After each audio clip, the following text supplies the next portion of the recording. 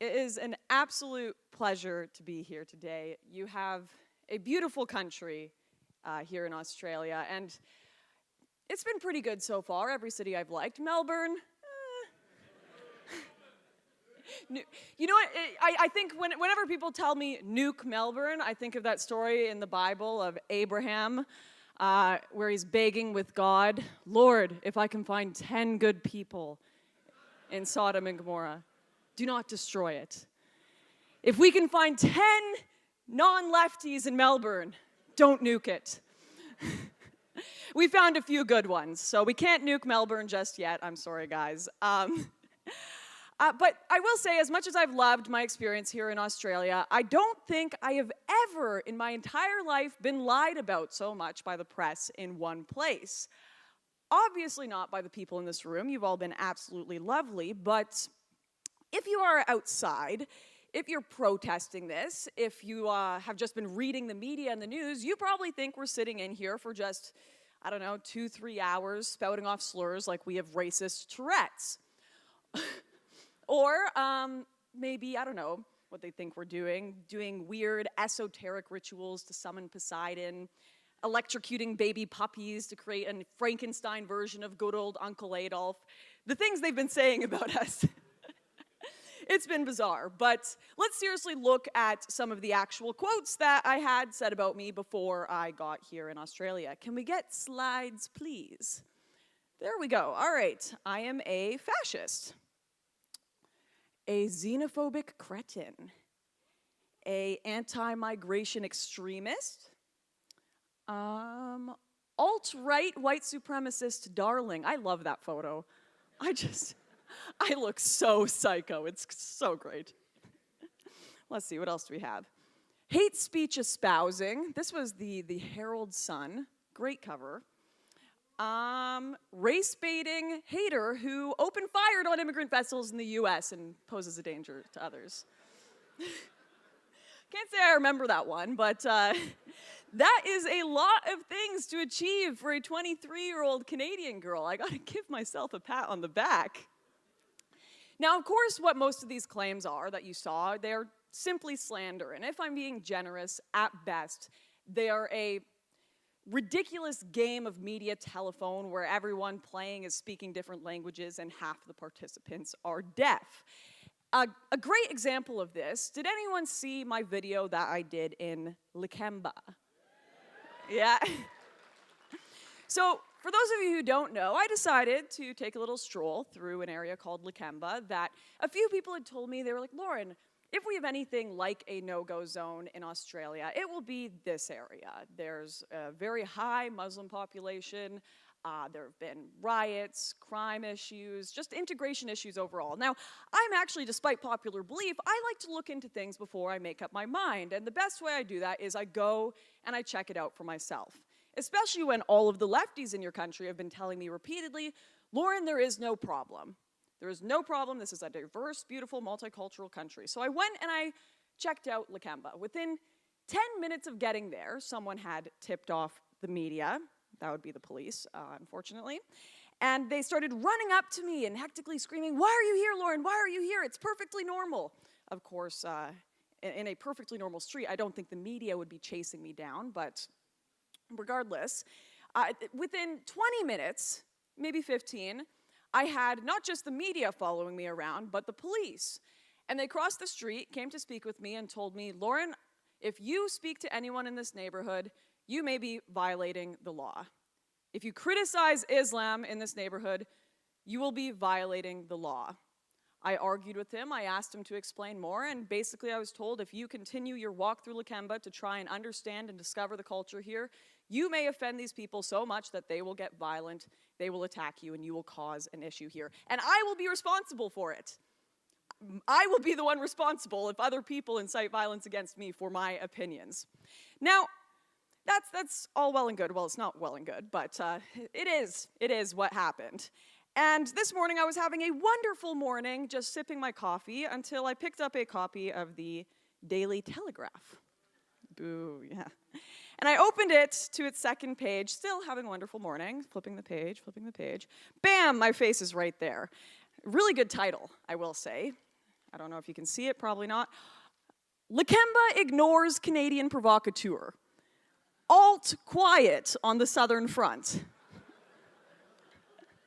Really good headline. I'll give it credit where credit's due. Now, this article, they say all that happened in Lakemba was everyone ignored me. Nothing happened there except a lovely police officer who just happened to be walking by crossed the street to give me a lesson in diversity. They quote him here, talking to me, saying, "Everyone who walks through here has no problem. We are a multicultural society. This is a beautiful area." Nothing, not a word about him telling me it would be illegal to criticize Islam. Got in a little argument with this reporter. She claims that nothing wrong with that, nothing wrong with leaving that part out, even though I saw her watching all of this happen. And you know, when the media were there and they were taking pictures and getting their videos of me walking through the street, they looked ecstatic. They looked ecstatic at the fact that they had gotten me walking for 10 minutes in an area and nothing had happened. As soon as the cops walked up, all of their faces dropped. How are we going to spin this? Oh yeah, we can just lie. We can just admit the truth. So, I'm not convinced, unfortunately, that the lies that have been spread about Stefan and I are simply foolish negligence, but instead I believe they are a rather insidious and dark effort to destroy Stefan and I's reputations. The media have spent so much time attacking caricatures of nationalists or right-wingers that they have forgotten that their job should be to try to understand why so many people are moving to the right, why so many people are becoming nationalists, why they are pushing people to this. Maybe they should just be journalists. They shouldn't be just conjuring up images of red flags adorned with spidery black symbols and hands raised at 45 degrees in order to generate clicks and money and outrage. Because media, you can imagine words screamed from underneath a tiny little mustache all you want. You can shriek Nazi all you want, but all it is doing is exposing that your reaction is Pavlovian, not well-articulated rational thought. And I really want to mention here, I think it's important to point out that when the media accuse Stefan and I and others of being fascists, of being Nazis, of being supporters of genocide, whatever they say, that's not particularly sympathetic to people who have actually lived under these regimes. It's like the feminists who will compare being catcalled to being gang raped. Like there's any sort of comparison to be made there. To misuse these terms is to cheapen them, and it cheapens the experience of people who have actually been victim to these horrors, and it is a highly irresponsible act by the media. So what should the media be doing instead of convincing us all once again that journalism degrees are simply barista certificates? Thank you. What are they so afraid of Stefan and I coming here to speak with you about? Well, globalization has presented humanity with new and difficult questions of identity that we have never faced before. Questions of who are we? What is the basis of our identity? Are we defined by our religion, our ethnicity, our geography, our culture, our gender, or even our government? These questions are not simple, and for the people who have not found the answer to them, you can be forgiven. It takes a very long time to figure it out. The group of citizens who work within the Australian government, they have proposed one potential answer to these questions, which they call multiculturalism. And according to this document, Australia's Multicultural Statement, Australian identity should not be based on race, religion, or culture. All right, I'll give you time to boo. Get your boos out of the system. All right, very good. All right. So according to this document, they say that Australian identity should not be based on race, religion, or culture, but on shared values such as freedom, democracy, the rule of law, and equality of opportunity. And fair enough, that is one legitimate proposal to a very thorny problem, and you cannot fault someone for trying to give an answer to a very unsettled, difficult question to which many people don't seem to know how to answer. But having proposed one potentially legitimate solution does not mean that no other proposals are legitimate. It does not mean that the discussion is over, that you can no longer explore these questions. We certainly had an answer to how our solar system worked for a while. The sun obviously orbits the Earth, you idiots. This is settled science. Hashtag sun orbiting is our strength. Hashtag don't listen to anti-Earth bigots. Simple. However, it was through a process of open inquiry that we painstakingly became aware that just because an answer has been established does not mean it is correct. And it was because of people like Galileo willing to be persecuted for their ideas that we discovered this. We allowed reason and inquiry to continue. And really, I really hate it when people look back and they talk about Galileo, they talk about Christian blasphemy laws, and they say, oh, we are so enlightened, we are so much better than those before us who persecuted people who studied science. The only thing that has changed in the persecution are the questions being asked. That's it. Thank you. Now, my point is here that when it comes to the proposal that we should be multicultural societies, you do not have to immediately accept this solution. It is entirely valid that you remain unconvinced. I will continue to give multiculturalism a fair shot, and indeed to debate, to challenge it, to critique multiculturalism is a part of that fair shot. And despite the fact that I am increasingly unconvinced, I would never attempt to silence its defenders, because it is our willingness to consider the perspective of others, the perspective of those with we disagree, that gives us our legitimacy to challenge them and to question them and propose alternatives. And on the contrary, those who are unwilling to consider the perspectives of others, and rather than listening and challenging those with inquiry, instead choose to put an end to inquiry at all, they have relinquished their legitimacy, because the only people that are willing to partake in a discussion about our future, the only people that can legitimately partake in that discussion are those who have actually demonstrated a willingness to partake. So the people who have been protesting our events, the people in Melbourne who are throwing batteries and shoving the buses over and attacking people, they are objectively ignorant of the speeches that have been going on in these rooms. And they can't disprove their ignorance because they're out there condemning inquiry altogether, condemning inquiry itself. And not only are the protesters opposed to being informed themselves, but they want everyone in all of Australia and New Zealand to be in the dark with them.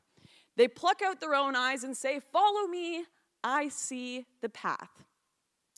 The thing is, though, that as much as the protesters, the media, the establishment want to shut us down, as much as they want us to ignore these behemoths of questions that we face in our future, at some point or another, we are going to be forced to answer them. You can't just sit around and hope that questions of the future will go away. It's like the kid who never wants to commit to a path for his future. Should I go to university? Should I start a trade? Should I continue trying to become an actor or an artist? I think Jordan Peterson refers to this as the Peter Pan syndrome. Sure, maybe mom and dad have given him a bit of money and support just so he can get off his couch and try to figure things out. But if he gets to 30 or 40 years old and he hasn't made any sort of decision about where his life is going, he's not going to end up very well. He may end up homeless, and the resources that his parents left him are going to run out. And I'm sure that he would look back and wish that he made some sort of decision about his life, some sort of decision about his career path before that eviction notice was at his doorstep. And this is much like our nations. Our forefathers left us with an identity. They left us with a rule of law, a language, all these different cultural and traditional aspects. Will we retain those things? Will we remain largely homogenous? How far can our tolerance for other cultures go? If we stay in this limbo, while other cultures and progressive ideology chip away at our core identity, eventually the gift that our forefathers have given us will run out. So we can either answer these questions of identity and future now with peaceful and well-mannered debate, or we can wait until that eviction notice is at our door. And then we can wait until the battle lines are drawn. We'll sure as hell find out the extent of our tolerance then. So we have a fundamental responsibility to our children, to our nation, and to ourselves to engage with these questions before we reach potentially disastrous scenarios of religious, ethnic, and cultural conflicts over control of Western nations. Especially when the solutions that have been proposed by our governments inspire so little confidence. For example, let's go back to that multicultural policy. The Australian government suggests that your identity should be based not on culture, but on values. Even on its face, this proposal seems half-baked. Because aren't values just a facet of culture? Isn't this just a reiteration of the fact that Australian identity is indeed based on culture? Literally, the Merriam-Webster dictionary definition of culture is a set of shared values.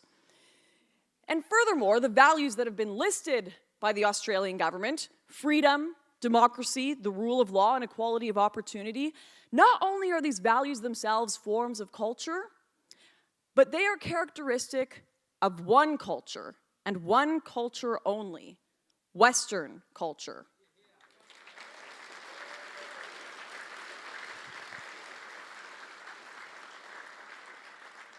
Everything that we love and that we value in the West, it didn't just fall down from the sky one day. It was the culmination of thousands of years of cultural cultivation. The dirt here in Australia is not magical as much as we would love it to be. You cannot just hand someone some Vegemite, throw an Aussie bush hat on them, make them binge watch Crocodile Dundee, and then expect them to suddenly not want a caliphate.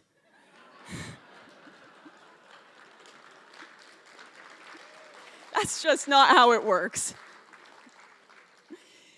Freedom of speech and the vast set of laws and literature defending its existence are rooted in European Western ideas. Free speech defense can first be found in Athens to Rome, to the English Bill of Rights, and then to the American First Amendment. Democracy was invented in Greece, and then it was reinvented in America as a republic. The rule of law was invented in England, and I guess if I'm being more specific here, certainly secular law. Law that was based on the rights of the individual, law that considered all people equal. These ideas were from Europe. The philosophers and theologians like John Locke and A.V. Dicey, who popularized the term the rule of law, were from England. So they say that your identity here in Australia is not defined by culture, and then they cite culture as its defining characteristic. Multiculturalism itself is the consequence of classical liberalism, the ideology that we should have tolerance for all ideas and perspectives of which we disagree. And it can be a great ideology, but let's consider this for a minute. If respect for liberal Western principle is essential to multiculturalism, then what of the cultures that do not respect Western freedoms, who do not agree with tolerance, as seen in Lakemba? What about the cultures who do not believe in the right of other cultures to exist? Should they give up their cultures when they come into these alleged multicultural nations? If yes, then it's not really multiculturalism, is it? Or if they should not give up their cultures, is it then okay that they continue to despise Western freedoms and potentially shut down the rights of other cultures to exist? As what happened to me in the United Kingdom when I was kicked out for criticizing Islam, as what happened to me in Lakemba when I was kicked out for criticizing Islam.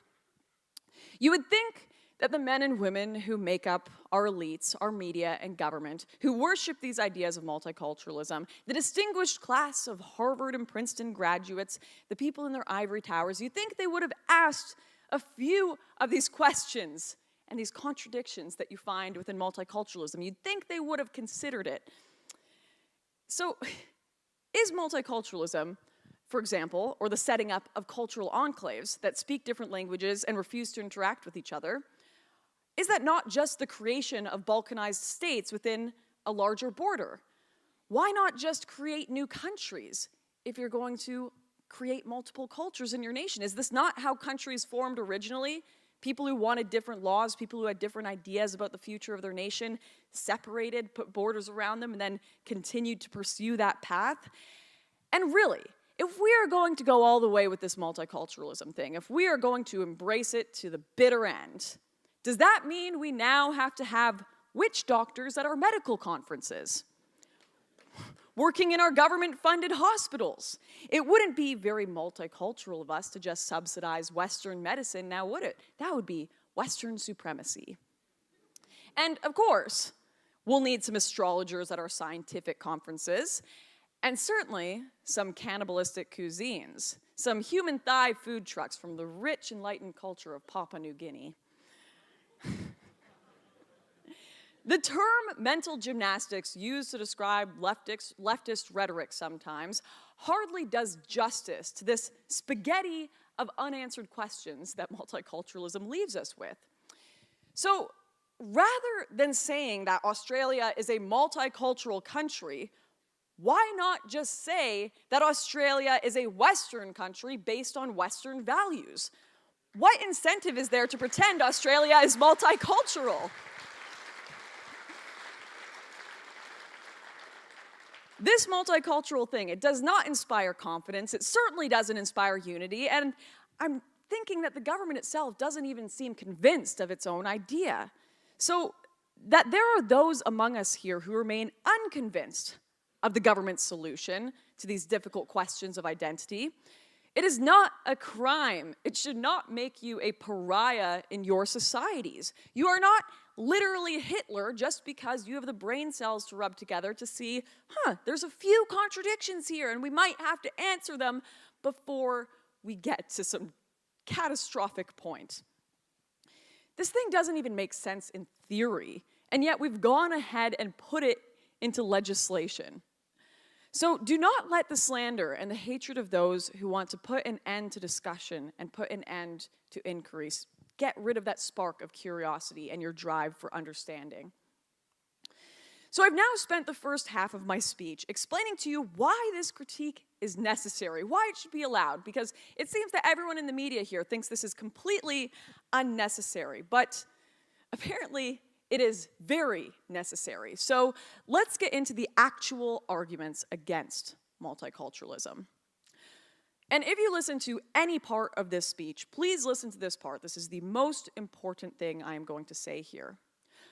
Multiculturalism and the changes that it will wreak are not something merely superficial or simply cosmetic.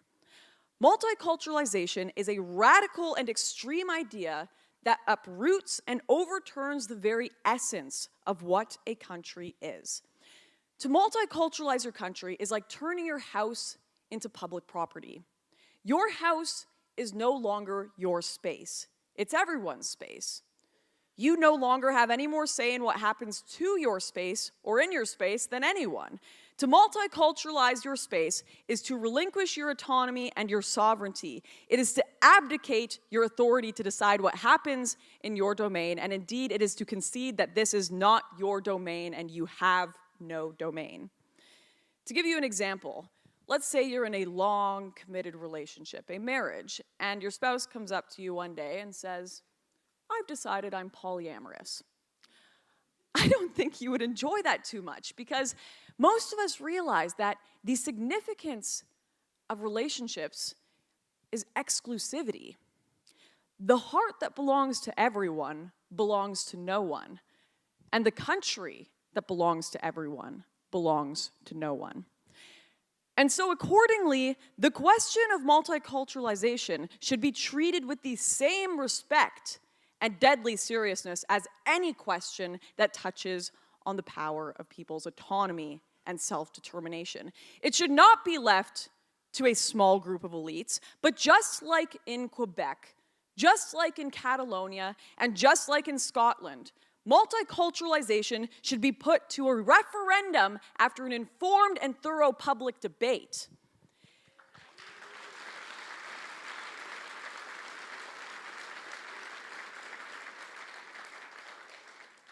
And there are those who would say that this debate is over. To those people, to those who say that Westerners have decided to take another path, they've decided to just throw their identities away and forget their history and their nations.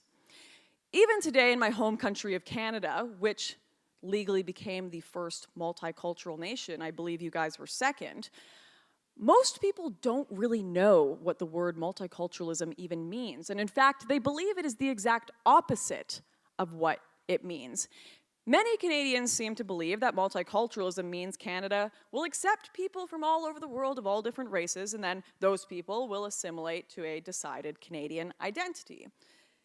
And I had a debate on Sky News with a few people, and they seem to believe the same thing, that multiculturalism just means people come here and assimilate. So there's the same idea here in Australia as well. That is not what multiculturalism is. That is literally the exact opposite of what multiculturalism is. Multiculturalism means people from all over the world come to Australia, and then they do not assimilate, thus resulting in multiple cultures. I didn't think it was that difficult, but... Now, when Canadians are actually asked, around 70% of Canadians say they wish minorities and immigrants would do more to assimilate. And I don't doubt that Australians would have similar answers. So had multiculturalization truly been put to a referendum, had Canadians actually been asked, do you want immigrants to come over here and create cultural enclaves, it would have been a definitive no. And of course, another example of the Western world rejecting multiculturalization, the American election. For the first time in a long time, it was almost entirely based on questions of identity, border, language, culture, religion. And Donald Trump, a Western chauvinist, won.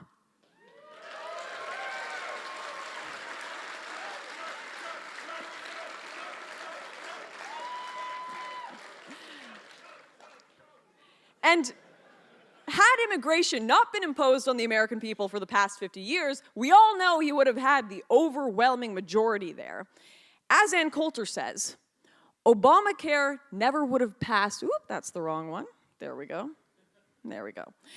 Obamacare never would have passed without decades of massive immigration from the third world. Liberals didn't change any minds. They changed the voters. The Western world did not decide to be multicultural. It was imposed on us without our consent. And now every single day that mass immigration continues, it is another day you lose your sovereignty even further. So what is it with this disconnect between the policies being passed in favor of mass immigration and multiculturalization and people's true opinions? Well, here's my perspective. This disconnect is the result of the fact that discussion and criticism of multiculturalism is heavily oppressed and censored.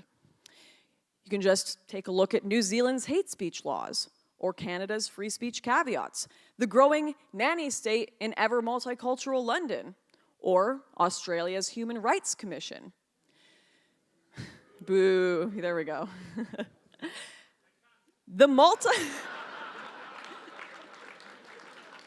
A very Australian comment.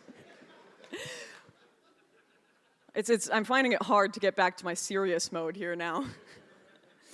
But yes. The multicultural powder keg is so inherently volatile that it cannot be discussed. It cannot afford to look itself in the mirror. And it is becoming increasingly evident that multiculturalism and free speech cannot peacefully coexist. Because it seems that in every nation where multiculturalism has been introduced, the first rule of multiculturalism is you cannot talk about multiculturalism.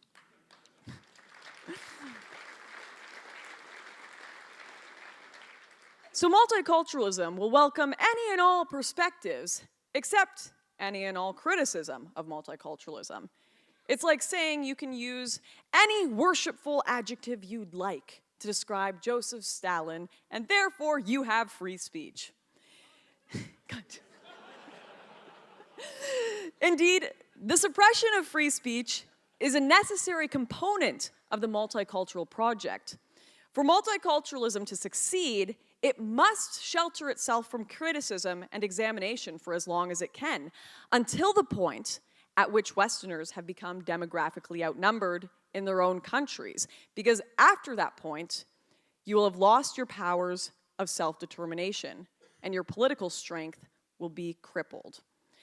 The clampdown on free speech here is just the canary in the coal mine. It is a foreshadowing demonstration of the unworkability of multiculturalism. Because if even today they refuse to allow a debate or a criticism of these policies, then what will the future look like? Thank God I can tell you it is not over yet, though. Despite the fact that we had many of our venues cancel, we had protesters, we almost couldn't come here, the Australian people spoke up and ensured our right to free speech. And you are here tonight despite all of the threats, all of the people telling you, don't come here. So thank you to the Australian people for supporting free speech.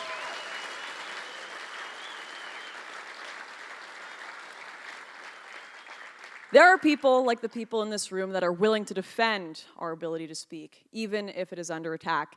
And be prepared, because these attacks are only going to get stronger every year that this multicultural project continues. And that is because our free speech is the antidote to multiculturalism. You don't have to take my word for it. We witnessed this happen in America. No man was more feared by the establishment than Donald J. Trump. The reason that they feared him is because every single thing he stood for threatened to set off the multicultural powder keg. That too. With every other politician bombarding us with slogans like diversity is our strength, multiculturalism is the backbone of this nation. All of these different sayings that none of them were actually our thoughts. No one listening to these politicians came up with these themselves. We just had them repeated to us so often that we got too afraid to question them.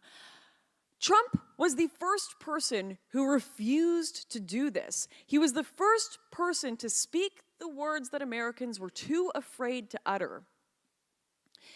We can all tell something is off.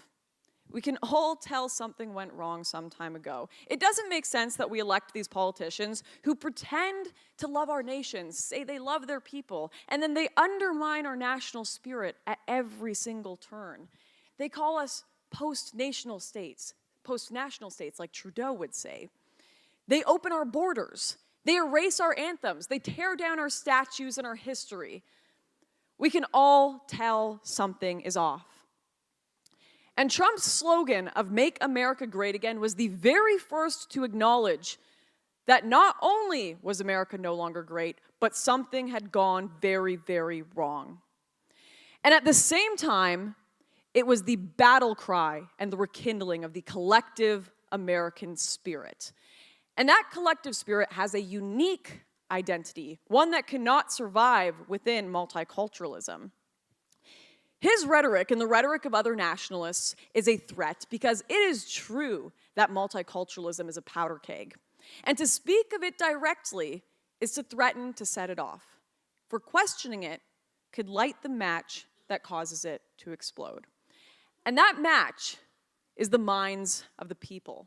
The people who in America finally had articulated for them for the first time the thoughts that they had implicitly felt but had never had put into words.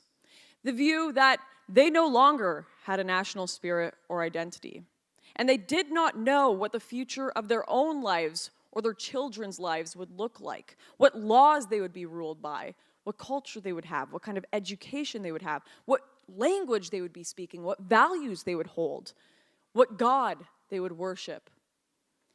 And there can only be one answer to those questions, not multiple ones. And most civilizations in the world are well aware of this fact. It's why you don't see Japan droning on about diversity. It's why you'll never see Saudi Arabia trying to replace its population. You'll never hear this kumbaya nonsense in any other part of the world. It is only the Western world, in its great decadence and naivety, that has not accepted this. And I want to point something out here. This is not the fault of the men who founded these great Western nations, but it is a tragic cycle of humanity. And you've probably heard this before. Hard times create strong men. Strong men create good times, and good times create weak men. We are in the stage of weak men living in good times, and because the times are still good, we act like we succeeded in creating them, when in reality, we are undoing it all and headed once again into that phase of hard times. We are living off the fumes of a greater civilization. And don't become comfortable just because this process may take 100 years. As in Canada, I suspect that here in Australia, there is a great deal of opposition to multiculturalism and mass immigration. But just as in Canada, that debate is heavily oppressed. Those who oppose these policies are afraid to speak. People are afraid to question and to criticize because of the persecution they will endure. People are socially bullied, they are ostracized, they are fired from their jobs, even physically assaulted. And hate speech laws further dampen this public debate for fear that dissenting opinions will invite not only vigilante violence, but government violence. Now, if Canadians and Australians continue to allow themselves to be suppressed, to be silenced, and they give in to this, then the West will die with us. And in fact, this short-lived multicultural project will die too. The most authoritarian and dominant culture will inevitably win, and that will be a monoculture. There are many of us that have embraced the end of this discussion. They think, if I speak up, I will be persecuted. Therefore, they don't speak up. They embrace their oppression, they take their place down on their knees, and they do what they're told and watch as their civilization is defiled and denigrated in front of them. And some of them even convince themselves that this is what they want. It's what they prefer. But if you ask me, the fact that we are persecuted for speaking up is not an excuse to stay silent. Indeed, it is all the more reason why we are obligated and duty-bound to express ourselves and to voice our opposition.